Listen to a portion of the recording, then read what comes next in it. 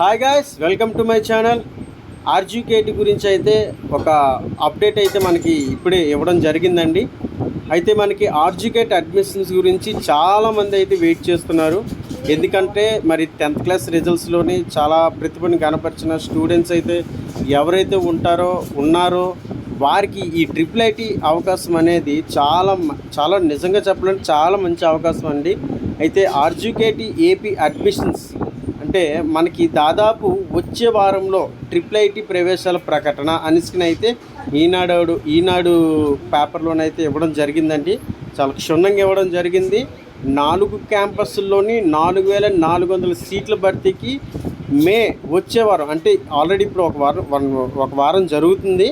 అయితే వచ్చే వారంలో అయితే మనకి ఇవ్వడం జరుగుతుందని అంటే మే సెకండ్ వీక్లో అయితే మనకు వచ్చే అవకాశం క్షుణ్ణంగా ఉందని మనకి ఈనాడు పేపర్లో అయితే మనకి ఇవ్వడం జరిగింది. అయితే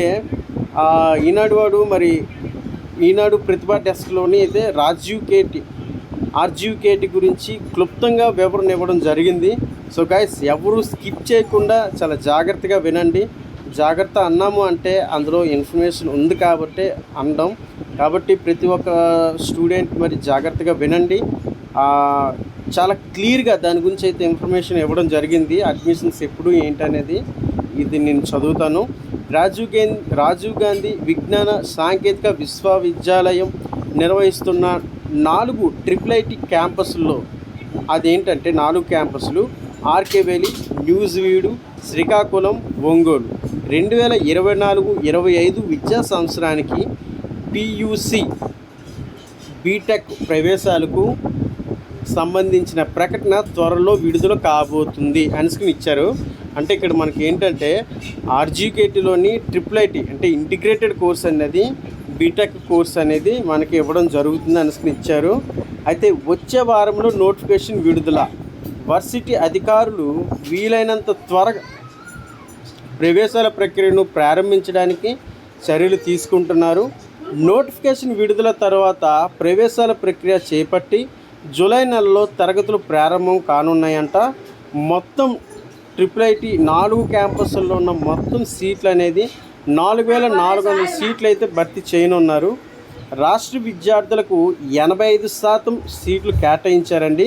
మిగిలిన 15% సీట్లకు రాష్ట్రంతో పాటు తెలంగాణ విద్యార్థులు కూడా పోటీ పడుతున్నారు కదా. ఆ ఉద్దేశంతో 15% అయితే ఆ తెలంగాణ రాష్ట్రానికి ఇవ్వడం అయితే జరిగింది. మరి అర్హత అనేది 10వ తరగతి పాస్ అయిన విద్యార్థులు మాత్రమే దీనికైతే ఎలిజిబుల్. నెక్స్ట్, ప్రభుత్వ పాఠశాలలో చదివిన విద్యార్థులకు ప్రాధాన్యం ఉంటుంది. అంటే ఎవరైతే ప్రైవేట్ స్కూల్లో కాకుండా అంటే కార్పొరేట్ స్కూల్స్లో కాకుండా ప్రభుత్వ స్కూల్లో చదివి ఉత్తీర్ణత అత్యధిక మార్కులు సాధించిన వారు ఎవరైతే ఉంటారో వాళ్ళకి ముందు ప్రాధాన్యత ఇవ్వడం జరుగుతుందని క్షుణ్ణంగా అయితే చెప్పడం జరిగింది. ఒకవేళ మీరు ప్రైవేట్ స్కూల్లో కానీ చదివి 10కు 10 తెచ్చుకున్నా, 500కి 500 తెచ్చుకున్నా, మరి 600కి 600 తెచ్చుకున్నా, 600కి 600 తెచ్చుకున్నా మనకైతే ఇక్కడ ప్రాధాన్యత అనేది పబ్లిక్ స్కూల్ ఎవరైతే మా గవర్నమెంట్ స్కూల్లో ఎవరైతే ప్రభుత్వ పాఠశాలలో ఎవరైతే చదివి ఎక్కువ ఉత్తీర్ణత సాధించారో వాళ్ళకే ప్రాధాన్యత ఇస్తారు అని మరొకసారి ఇవ్వడం జరిగింది. అయితే ఆన్లైన్ దరఖాస్తు అనేది మే 2వ వారంలో మనకి ఖచ్చితంగా ప్రారంభమవుతుంది. అదేవిధంగా తరగతులు మాత్రం జూలైలోని ప్రారంభమయ్యే అవకాశం ఉందండి.